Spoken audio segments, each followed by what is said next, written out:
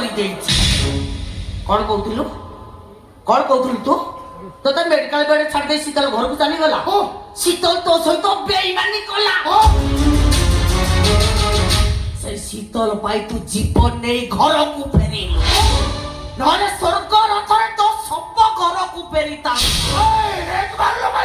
କଣ କହୁଥିଲୁ କଣ କହୁଥିଲୁ ତୁ? ତୁ ବଞ୍ଚି ଥାଉ ଥାଉ ଶୀତଲ ବିଧବା ହେଇଗଲା। ସେ ବିଧବା ହେଇନି, ତୋତେ ଭଲ କରିବା ପାଇଁ ମୋରି ଆଖି ଆଗରେ 5 ଲକ୍ଷ ଟଙ୍କା ବଦଳରେ ତାକୁ ବିଧବା କରିଛି। ତୋରି